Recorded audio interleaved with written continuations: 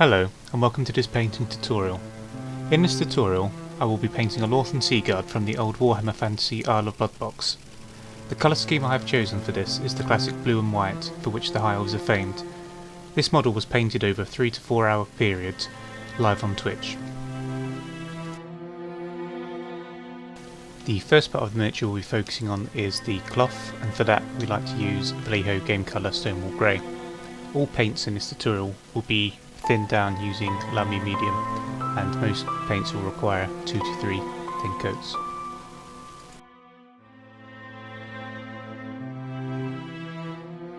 At this stage of the miniature you don't have to be neat at all, you can paint over a lot of the detail and the other colours will easily cover the grey paint. I'd also recommend painting inside this patterned area of waves. Cover the whole section with this grey, it will make your life a lot easier painting over it with blue than vice versa.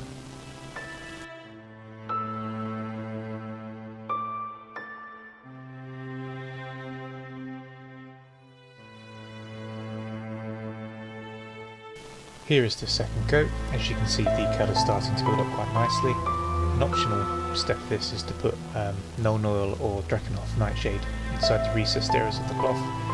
My personal preference is not to use any washes unless it's on metallics.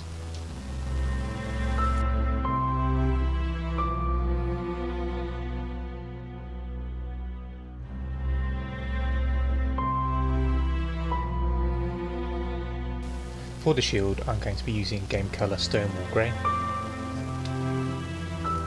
Because the shield is a large flat surface, I'm going to be starting with a horizontal directional painting style, and then I'll be moving to a vertical on my second coat, and on the third coat I'll go back to the horizontal style. This ensures that any brush strokes will be hidden.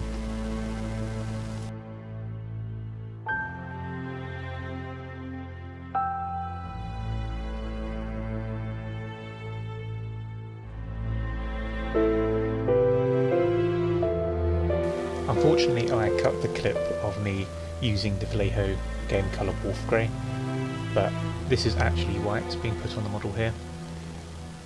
You just copy the exact same process as you're seeing here, but with the Wolf Grey.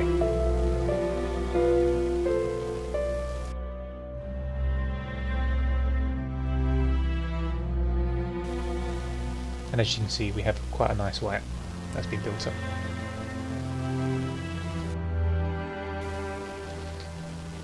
For the first metallics we'll be using Vallejo Model Air Steel. This is an airbrush paint, so I'd recommend not using your best brushes because it dries very quickly.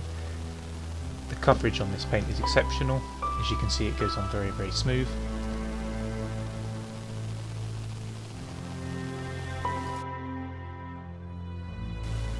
With regards to painting the helmet, I've added a tiny bit of Lamy Medium into the Vallejo Model Air Steel. This helps ensure a nice even coverage first time round.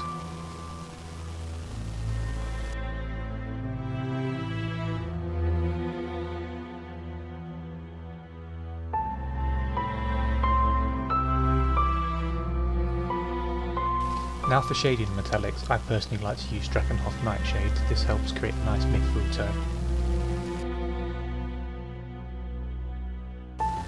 Next we move on to the spear shaft, and we'll be using the Scale 75 Arbuckle's brown. I like this brown because it's a nice rich reddish tone to the brown.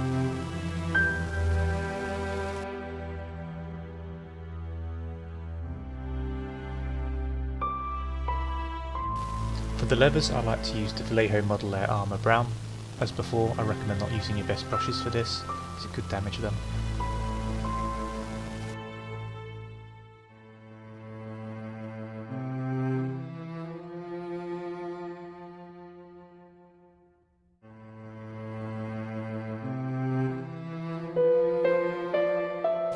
As same as the gloves, I like to use the Vallejo Model Air Brown on the boots, because this is also leather.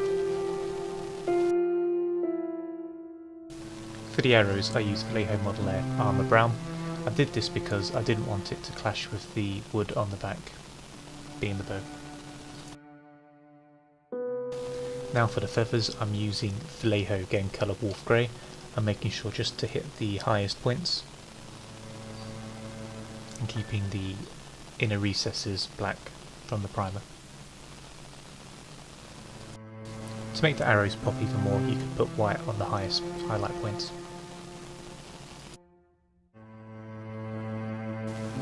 For the leather, I'm now using the Agrax Earthshade. This helps create a nice worn leather feel to it.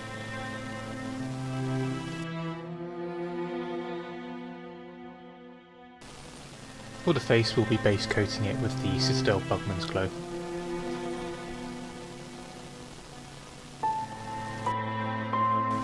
You would want to make sure that there's a nice even coverage on the face.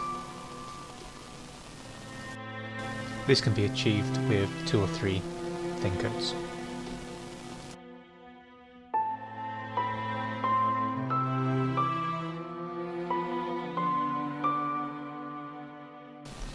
When painting faces, I like to make sure that the eyes are correct before doing any highlighting of the skin tone. For this, I'll be using Model Air Black. I use an airbrush paint for this because I feel that the airbrush paint flows a lot easier off the brush. We then try to fill in the whites of the eyes using the Vallejo Game Colour Wolf Grey. You want to keep some of the black showing that you previously laid down. This can be quite tricky, so just take your time, and any mistakes just go over with the black.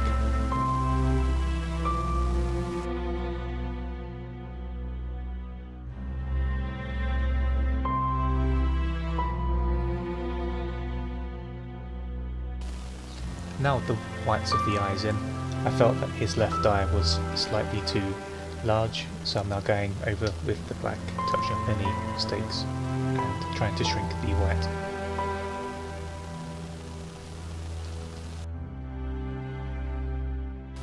Now for the tricky part, to put the iris inside the eye, I try and use a downward motion inside the eye, and this could take a few attempts. If you make any mistakes, just go over with the Wolf Grey again.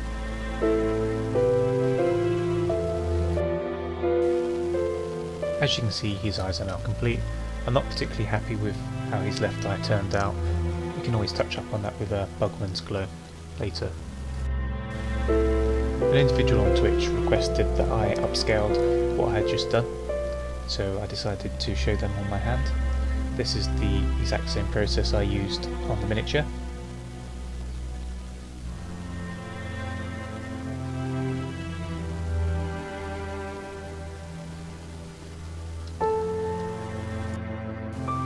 And this second style is how I actually learnt to paint eyes originally.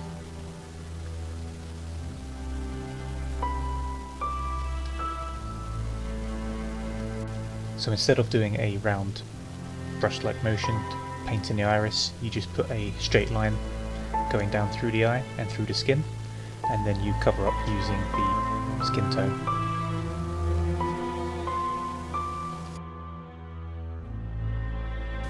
Now we go to highlighting the skin. For this I like to use Cajun flesh tone on the raised parts, so that's the chin, nose and slightly under the eyes.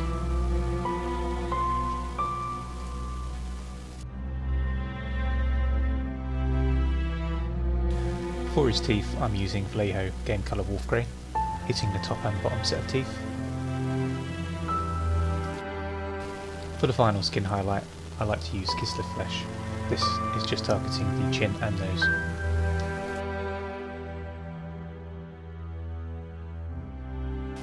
For the shield, I'm going to be using Cantal Blue on the C.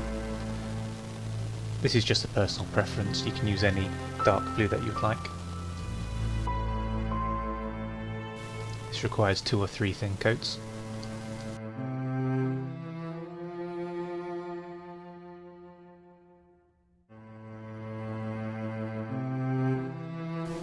We now touch up the area we covered white with the wave pattern. By putting the white in first, it's made it a lot easier to cover. With my tester model, I put the blue in first and the white over the top, and it was awful to paint over. Now we move on to the cloth, and I like to use a nice bright blue, so I'm going to pick the Citadel Caldor Sky. For this you just hit all the fabric with it. Try not to hit any other parts of the model.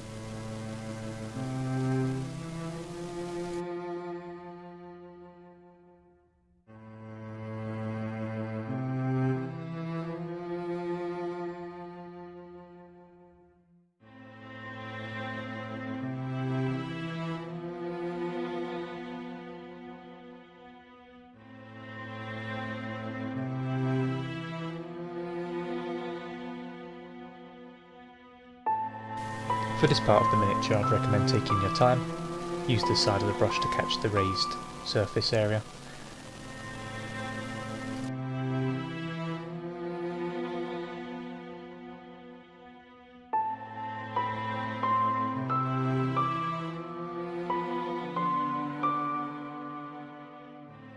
If you do happen to get any blue on the cloth, just use your Vallejo Game Wolf Grey thin coats over the top of it and it should cover up quite easily.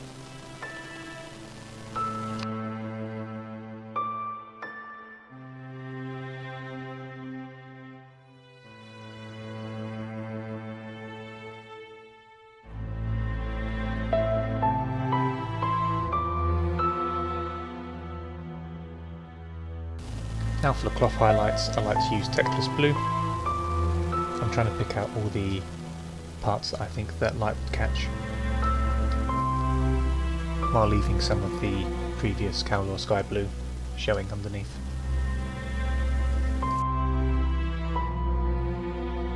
As you can see here, for the cloth I like to use a straight downward motion, which helps create texture.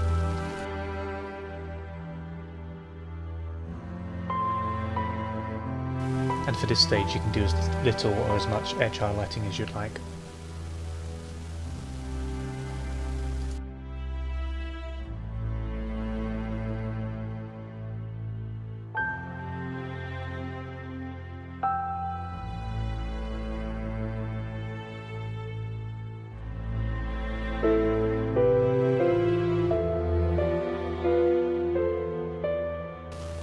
Now for the extreme highlight, this is an optional part of the miniature.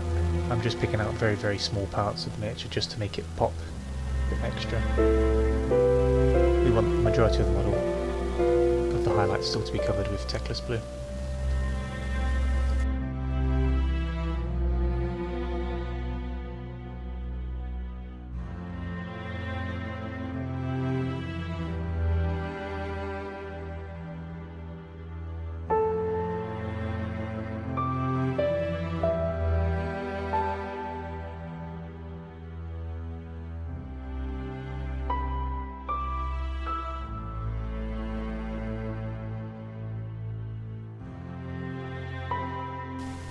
For the hair, you can use any colour you like. For the purpose of this video, I used black. Generally in a squad of 10, I like to have 5 different hair colours per squad.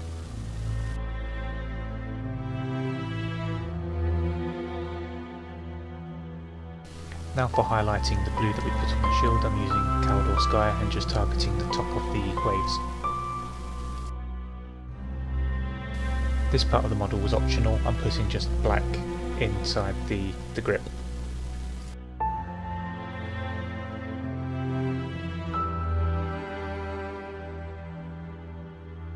For the gemstones, I like to paint them Mephiston red. That's part because I knew I'd be painting the dragon on the shield red. You can colour the gems any colour you like really. It's all personal preference. With the dragon, just make sure you don't touch any of the whites.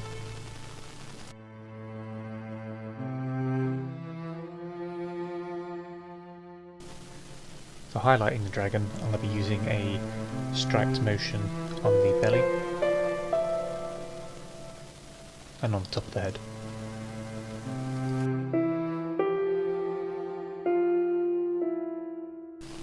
For the seaweed on the spear, I like to start with a dark green. I've chosen to use Citadel Caliban green. It's got great coverage and this will take 2 thin coats. We then highlight this green using Waterstone green. We target the raised and top parts of the seaweed, leaving the Caliban green towards the middle and lower parts of the model.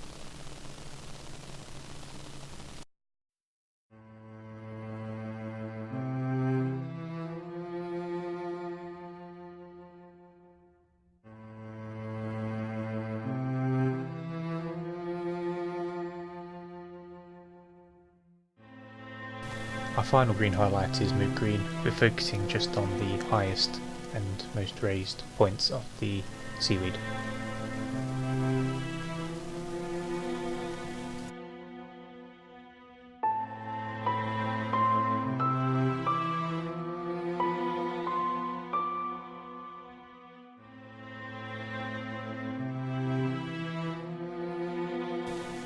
This part of the miniature painting process is now optional. I like to add gold onto my miniature just to break up a lot of the silver. For the gold I use is Citadel Retributor gold.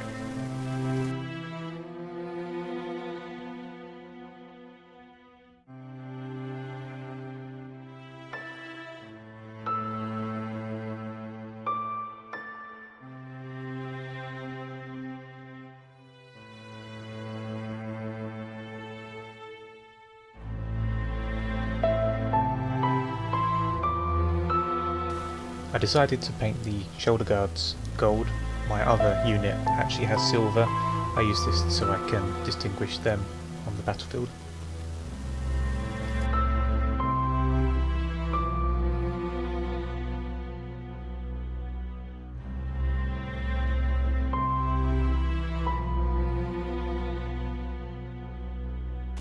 Here are some more additional details that I thought would look nice gold.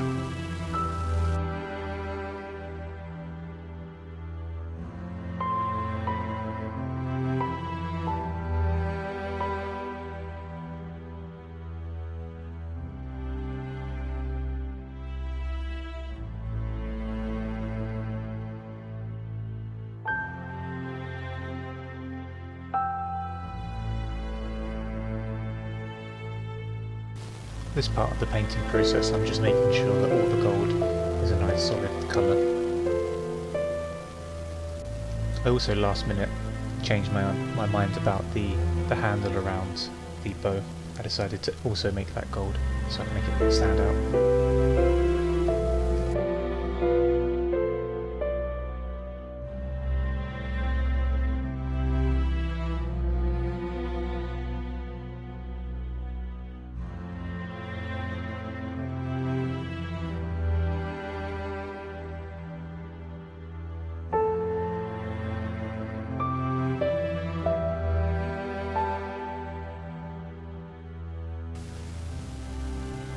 As you can see from the video, I've just got my test model out just to see if I've missed any parts. I often have a miniature put to the side that I've done as a test, so I can use that as reference for any future models that I'm painting. For the shading of the gold, I like to use the Druchii Violet. You can use Agrex. It's just a personal preference that I like to use the violet.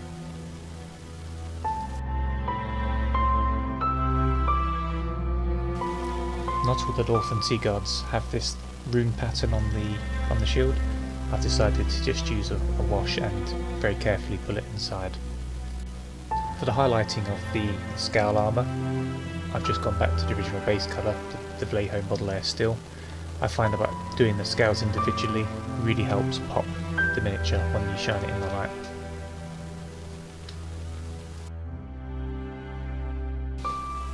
As you can see, the model is now almost complete.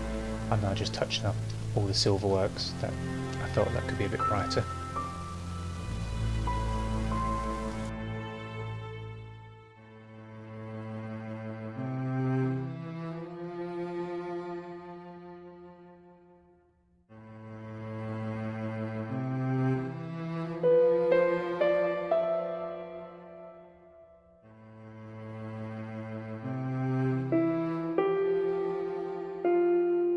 For the final step of this miniature, I'm just using Retributor Gold to go over all the raised, highlighted areas that I want to really stand out on the gold.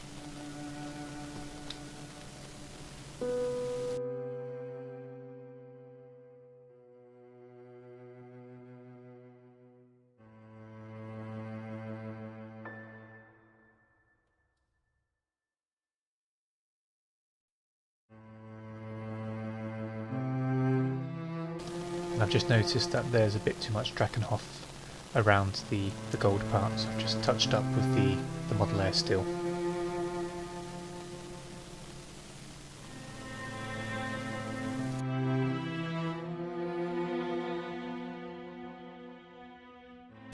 And there you go, the model is now complete. I'm quite happy with how that turned out. The model itself was painted over a 3-hour period. Thank you for watching this tutorial. And if there are any miniatures or a certain colour scheme you wish to see me paint in the future, just leave a comment down below and I'll see what I can do.